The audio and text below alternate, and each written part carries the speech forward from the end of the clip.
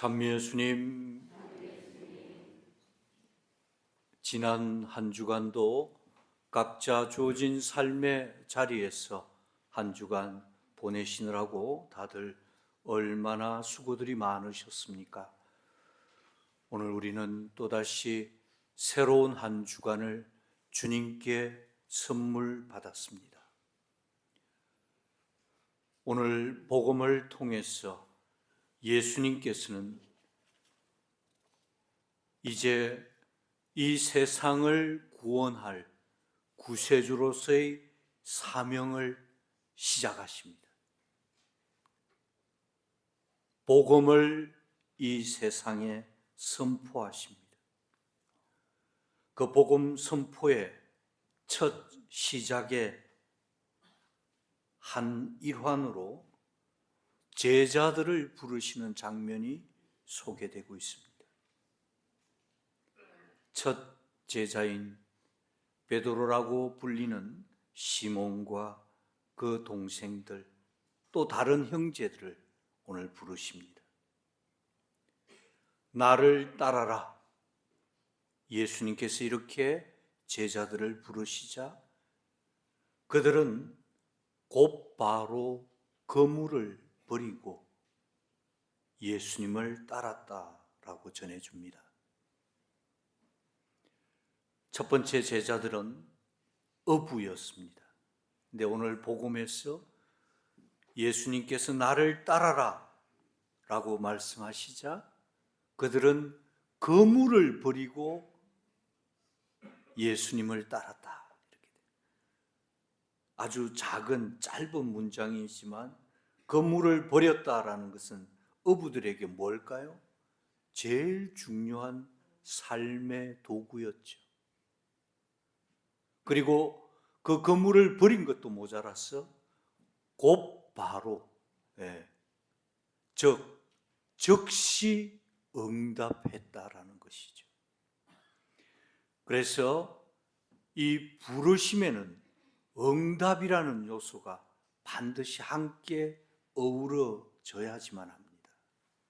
저는 오늘 이 부르심에 대해서 우리 교우분들과 함께 같이 묵상해 보고자 합니다. 오늘 이 자리에서 주일 미사를 거행하고 강론을 하고 있는 저는 사제입니다. 사제인 저는 제가 처음부터 사제로서 자격과 능력이 뛰어나서 제가 사제로 살아가고 있는 걸까요? 그렇지 않습니다. 제가 사제 서품을 받을 때 얼마나 두렵고 망설였는지 모릅니다. 내가 어떻게 감히, 이렇게 부족한 내가 어떻게 감히 사제의 길을 갈 수 있단 말인가? 수천 번, 아니 수만 번 망설이고 부족함에 대해서 정말 주저하기도 했습니다. 그런데 제가 사제로 사는 것은 제 힘이나 제 능력이 아니라 나는 비록 부족하고 모자라지만 하느님의 도우심과 그분의 이끄심을 믿고 거기에 의탁했기 때문에 제가 사제로 살아가는 것이죠. 그래서 우리는 이 부르심에 대한 응답을 우리 신앙적 용어로 순명이라고 얘기합니다. 제가 사제가 된 것 역시 부르심에 대한 응답이었죠.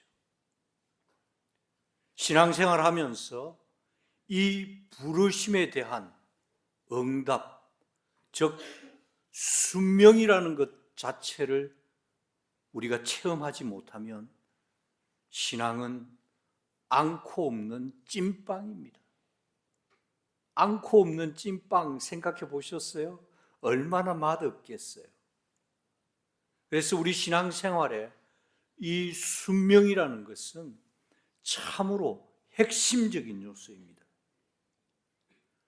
저는 오랜 사제 생활을 통해서 이 순명의 정신, 순명의 덕을 어떻게 실행하고 받아들이는가에 따라서 그 공동체가 변화하는 모습들을 많이 봤습니다. 예를 들어서 제가 어느 본당에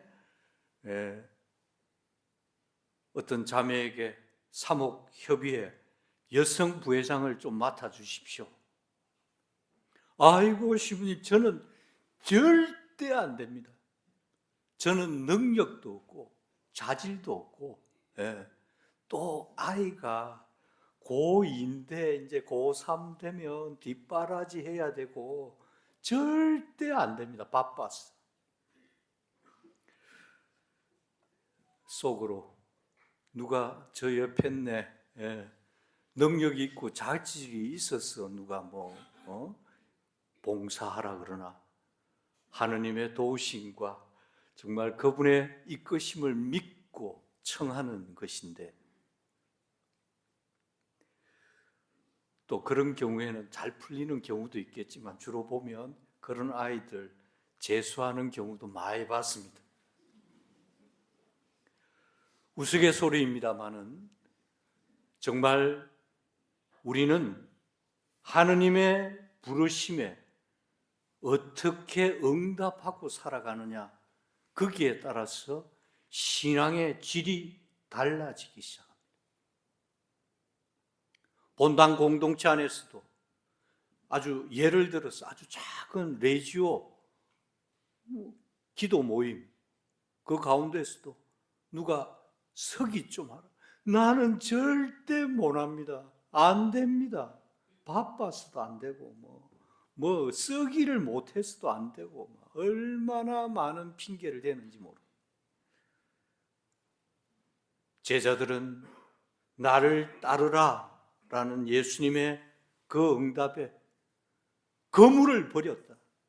이 뭡니까? 생업을 팽개쳤다는 얘기 아닙니까? 즉시 응답하고 그분을 따라 나섰다는 것이죠. 이 부르심에 우리는 온갖 인간적인 조건을 달기 시작합니다. 그러면 우리는 참다운 순명의 정신을 제대로 체험할 수 없습니다. 우리 본당 공동체 안에서도 예를 들어서 어떤 우리 본당 사목회장님 같은 경우에 사목회장님의 자질과 능력이 있어서 지가 달라서 그런 거 아니죠. 주어진 것이죠. 그래서 어떻게 해요? 내가 부족하고 모자라지만 하느님의 은총과 그분의 도우심을 믿고 그렇게 봉사하는 것이죠. 따라서 정말 저는 오늘 이 자리에서 우리 가암동 본당 교우들에게